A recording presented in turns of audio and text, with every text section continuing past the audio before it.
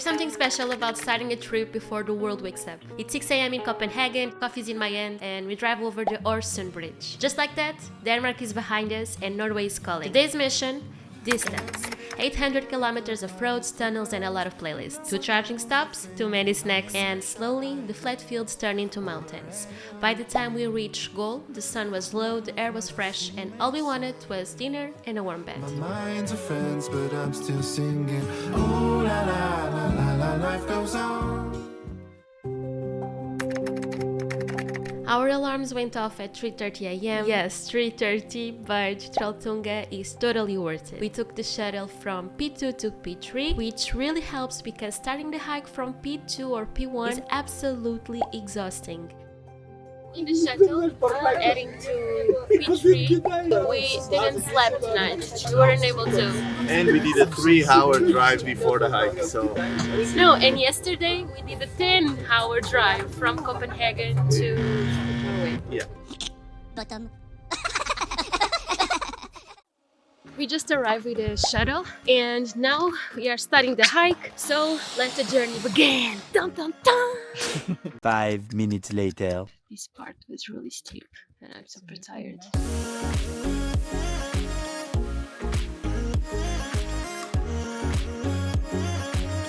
Midway through the hike, to be honest, it have some very steep parts, and at least for me it was a bit pushy because it was very steep. After 10 kilometers of pure beauty, cliffs falling into deep valleys, waterfalls out of nowhere, finally the rock, standing out like a stage built by nature, the Trolltunga.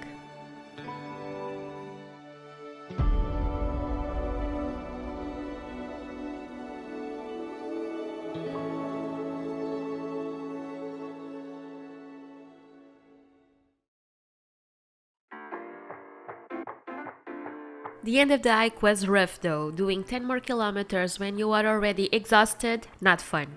We stopped to fill our bottles in one of the mountain springs, ate some snacks, and of course also complained about all of our life choices. Do not come here, you have no idea. Like, we have more than 1,000 stairs to go down now, and my knees are completely effed up. You really have no idea. After the hike, we still managed to visit a waterfall, and then we went to a nearby restaurant with great reviews. And we were super surprised by how cool the Viking team atmosphere was. After that, we had a 2-hour Airbnb and slept for 11 hours straight. I was so tired, and that's why I only have photos of both places. But I definitely recommend them both.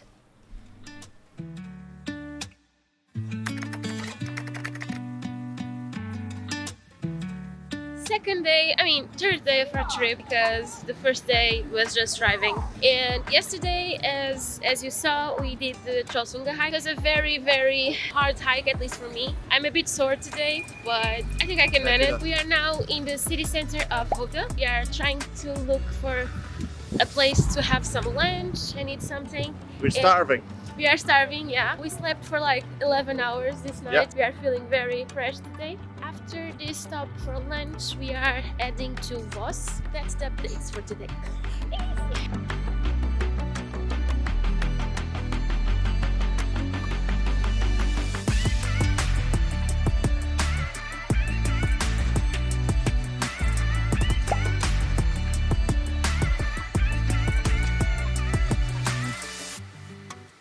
After lunch in Odda, we explored the gorge and the stunning blue river in Vos. Later, we had dinner in Vossavangen. I'm so sorry, I know I'm not saying this right, but we enjoyed the views and the calm vibes of the village. By the end of the day, we drove to Gudvangen, probably not saying this right too, and finally got some rest, and we were ready for the next day adventure.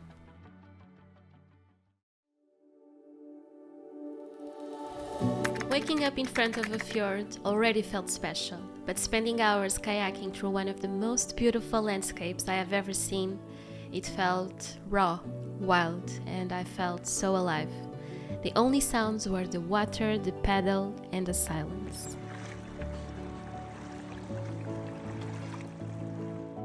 Our guides made us a barbecue lunch on a tiny spot, only reachable by water.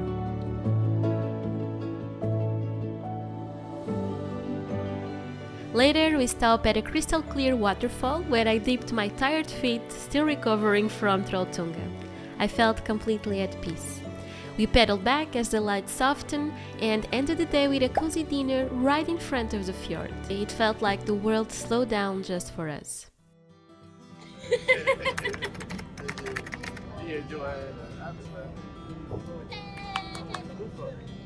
It was my birthday day, and I really love birthdays. For me, they are a blessing from God, a reminder to celebrate life and the little adventures that come with it.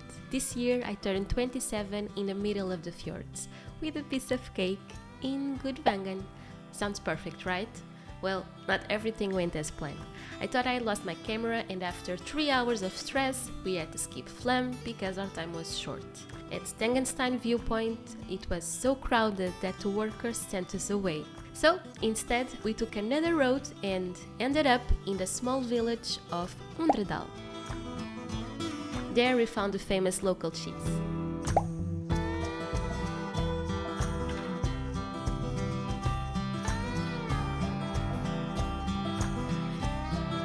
And on the way, we saw some sheep on the hills.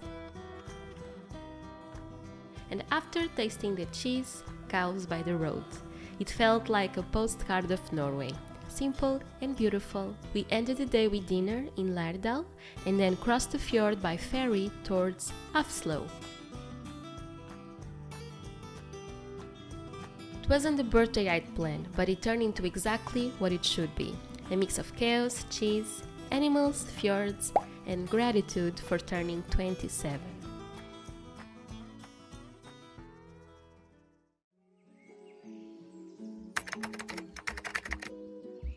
We started the morning playing by the lake in front of our guest house. Such a peaceful way to begin the day. Our original plan was to visit the famous book town, but the weather wasn't on our side. Heavy rain and fog made the idea of wandering around bookshops in the middle of the street less appealing, so we headed to the Glacier Museum instead. And honestly, it was a great choice. The panoramic cinema showed us one of the most stunning glacier films we have ever seen, and the ice cave simulation felt surprisingly real. Later, we drove up to the glacier viewpoint, and it honestly left us speechless. One of the most beautiful spots of the whole trip.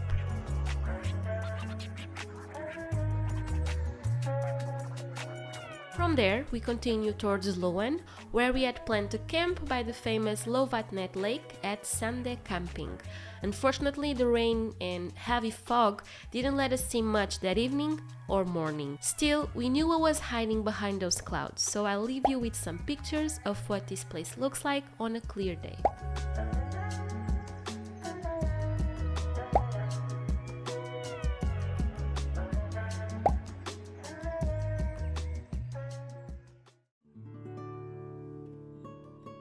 To end our trip, we needed to slow down, so we drove to Oslo and stayed at Hotel Storia Moria for the weekend. It was all about relaxation, swimming, sauna, good food, and just taking it easy. We definitely want to return to Norway. There's still so much left to explore and places we couldn't fully enjoy this time because of the weather. I really can't wait to keep discovering every little corner Norway has to offer. Without a doubt, it's one of the most beautiful places we have ever been.